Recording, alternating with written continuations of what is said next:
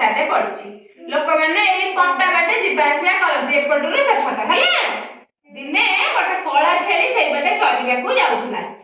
ଆଉ ଏପଟରୁ ଗୋଟେ ମାଟିଆ ଛେଳି ଆସିଲା ଏପଟରୁ କଳା ଛେଳି ଯାଉଛି ଏପଟରୁ ମାଟିଆ ଛେଳି ଆସିଲା ଛୋଟ ପଟଟିଏ ତ ଯଦି ଦି ଜଣ ଏକା ସାଙ୍ଗରେ ଆସିବେ ସେ ଝରଣାରେ ପଡିଯିବେ କଣ କରିବେ କଳା ଛେଳି କହୁଛି ଯା ତୁ ପଛକୁ ଯା ତୁ ଗଲେ ମୁଁ ଯାଇ ସାରିଲେ ତୁ ଆସିବୁ କିନ୍ତୁ ମାଟିଆ ଛେଳି କହୁଛି ତୁ ପଛକୁ ଯା ମୁଁ ଗଲା ପରେ ତୁ ଆସିବୁ ଏଇ ପରିକା କେହି ତ କାହାକୁ ଛାଡିଲେନି ଦି ଜଣ କଳି ଲାଗିଲେ କଳି କରୁ ଦି ଜଣ ମାରପିଟ ଆରମ୍ଭ ହେଇଗଲେ ତମେ ମାନେ ଯେମିତି ମଝିରେ ମଝିରେ କଳି ଲାଗିକି ଝଗଡା ଲାଗୁଛ ମାରପିଟ ଲାଗୁଛ ସେମିତି ଛେଳି ଦିଟା ଏମିତି ମାଡ଼ଗୋଳ ଲାଗିଲେ ମାଡ଼ଗୋଳ ଯେତେବେଳେ ଲାଗିଲେ କଣ ହେଲେ ମାଡ଼ଗୋଳ ଲାଗିଲେ ଯେତେବେଳେ କଣ ହେଲେ ଝରଣାରେ ଦି ଜଣ ସାରା ମାରପିଟ ହେଇକି ପଡିଗଲେ କିଏ କିଏ ପଡିଲେ ଦିଟା ଛେଳି କି ରଙ୍ଗ ଛେଳି